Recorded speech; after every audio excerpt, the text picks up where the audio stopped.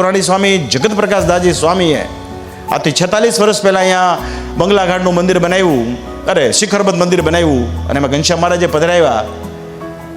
આ બધા મહાન સંતો આટલા બધા જ્ઞાની હોય, એટલા વિદ્વાન હોય, આટલા સામર્થ્યવાન હોય, એટલા એમના દેશ વિદેશમાં ભક્તો હોય, છતાંય એક આટલો વિચાર સુદ્ધા નહીં. પાછું જીવનમાં ઘણી બધી વિષમ પરિસ્થિતિઓ આવી હશે આ મહાપુરુષોને, એવું નથી કોઈનું જીવન કાંઈ સાંગોપાંગ પસાર થતું નથી. અમારું કાંઈ સાંગોપાંગ પસાર નથી થતું.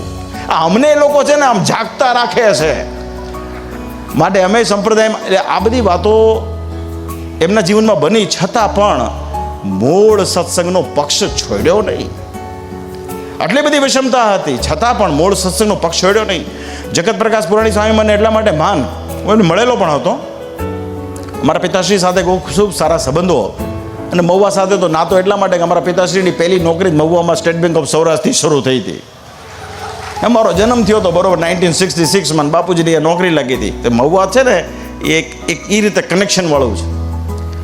તો એ વખતે પુરાણી સ્વામી સાથે મળતા તો પુરાણી સ્વામીના વિચારો મને ખબર છે, જ્યાં જ્યાં પુરાણી સ્વામીએ પધરામણીઓ કરી હોય, સિંહાસનો પધરાવ્યા હોય ને, ત્યાં અચૂક અને અચૂક એમણે ગોપીનાથજી મહારાજ આપ્યા હોય, રાધારમણ દેવ આપ્યા હોય, લક્ષ્મીનારાયણ દેવ આપ્યા હોય. આ મૂળ ધરોહર છે આપણે.